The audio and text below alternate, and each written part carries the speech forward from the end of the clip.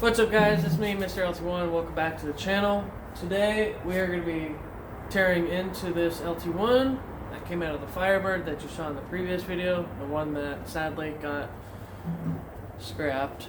I started on it already. I kind of got a little bit carried away and I was like, then I remembered, oh, I gotta make a video on this. So I've already got the accessory bracket off. I was just about to pop the intake manifold off. I got all the bolts pulled out of it already. I was just about to pull on it and then I realized, I should be filming. So let's get back to it. There we go. All right.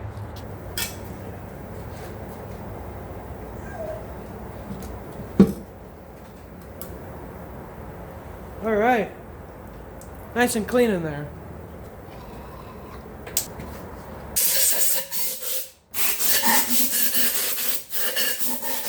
So if you guys want a good sealing intake manifold gasket, it's that Felpro part number right there. You know, I will say it could be better. I think I was just about due for another oil change, but you know, it's really no like sludge. It's just the oil is just dirty. I mean, the lifters look a little dirty, and then I dropped some crud in there, so I'm gonna have to extract that. I don't think I cleaned the tray when I was assembling this, but yeah, not bad. All right, next I think I'm gonna pop off the steam vent.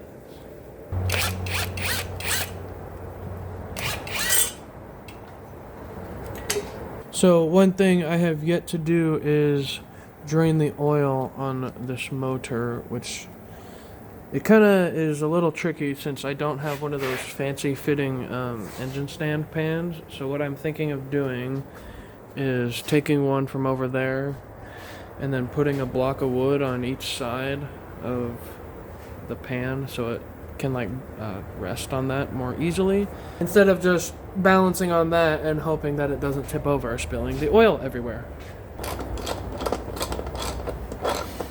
Okay guys, how much you want to bet I can do this without getting my hands dirty?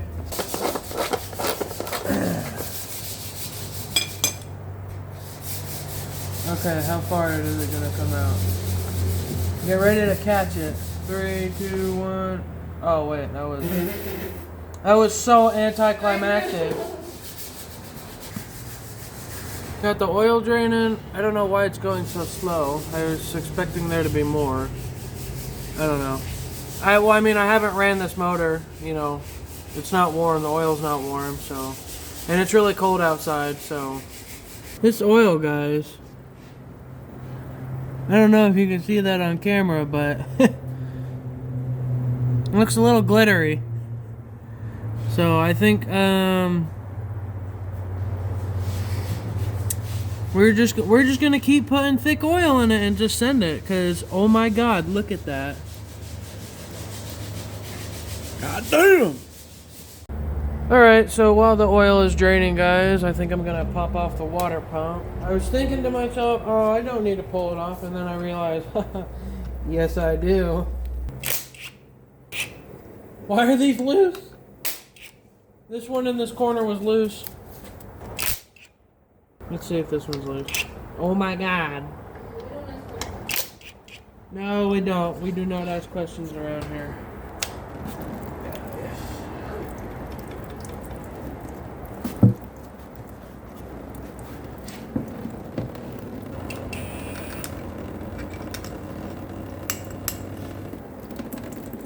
Yeah. Oh no, it's draining right onto the Opti, guys. Oh. I just wish I had like a better like drain pan. Like a big, just like a big bucket.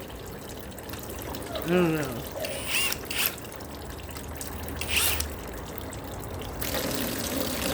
Oh yeah, there she goes.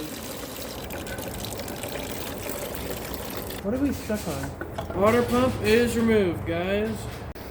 Now I'm just trying to drain out as much of the coolant as I can without making too big of a mess.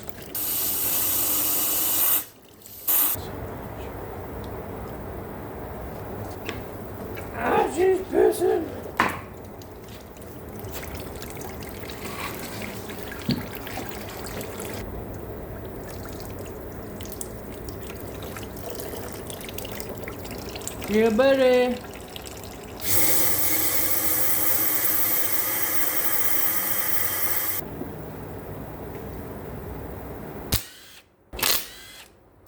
And that went in the coolant.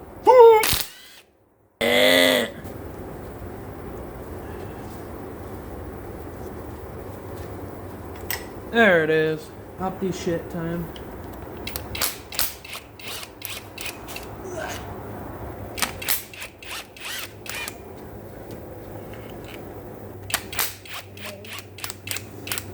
There it is. Oh yeah. Safe to say the seal held up.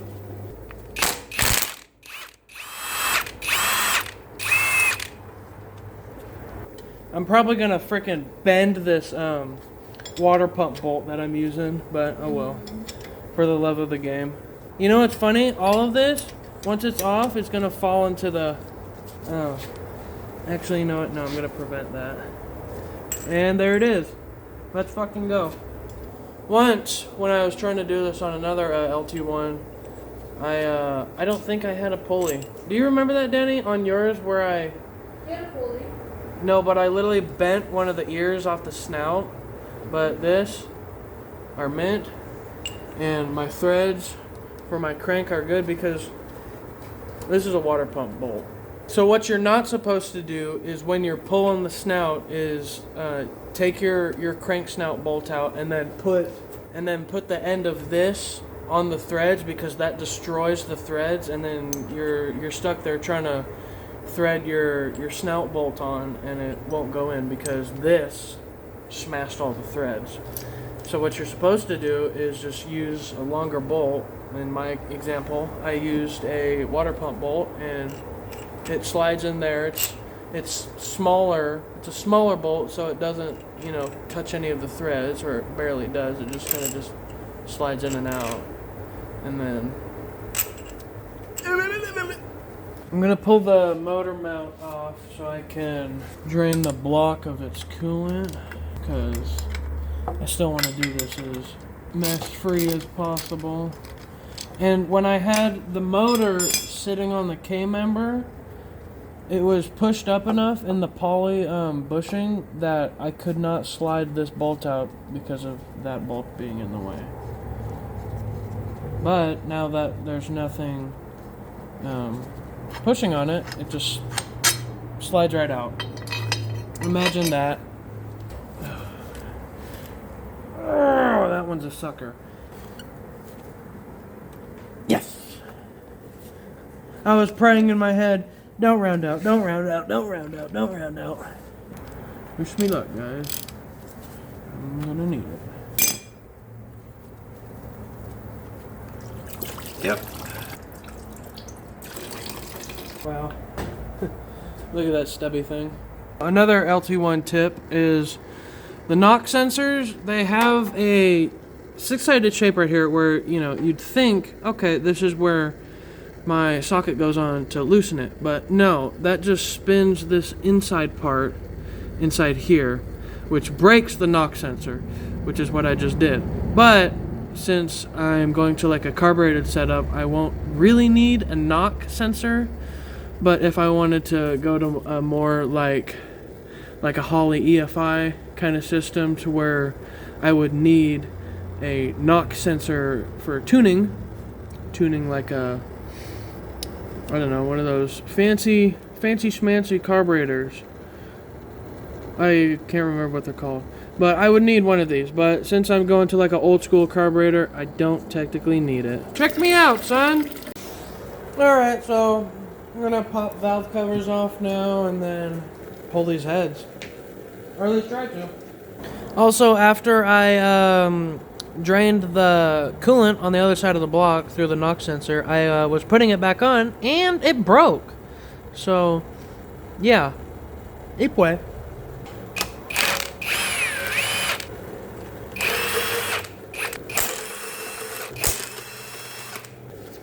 Good gasket. I'm saving that shit, bro.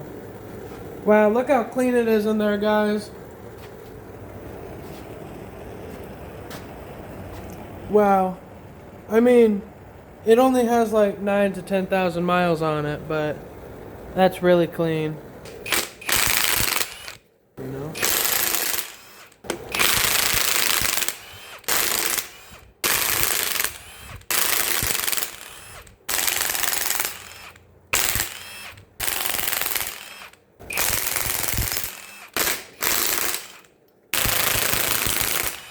I don't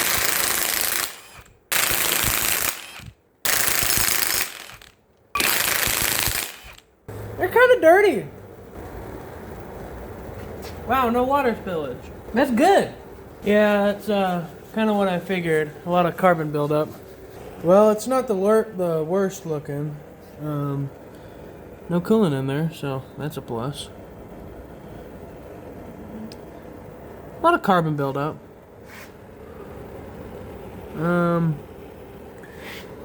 Walls of the pistons look pretty good. Nice and shiny. See some cross hatching in there. I'm not sure if that's pitting or I don't know. But overall, pretty freaking solid. Alrighty guys, I went ahead and pulled off the other head off camera just because it was boom, done, easy. And yeah, this one, pistons, you know, they got a decent amount of carbon buildup on them. More than I wanted. Or, yeah, but cylinder walls, pretty mint. Good decent amount of cross hatching. Don't see any really bad pitting or anything. Except maybe that right there. I don't know. We'll get the block checked out. Honed, cleaned. All that fun stuff. Anyways, guys, the last thing to take off now is the timing cover, which I think I'm going to have to lower the pan just a little bit so I can slide it out. There's so much grime buildup on here, it's insane. I need my knee pad, bro. Wow. That is just insane. All that power I was leaking, guys. Oh, yeah.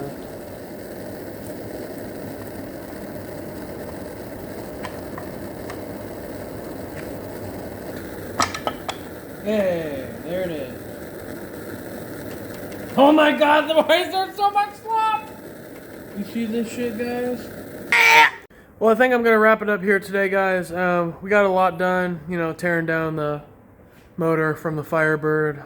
In the next video, I'm definitely going to start putting together the motor for the Drift Camaro, which is going to be the aluminum heads down there, Tech Performance cam, valve springs, roller rockers, lifters, push rods, all the good valve train. I had like a complete great set of valve train for the old Firebird motor, the first camp motor that I put in it, which blew up.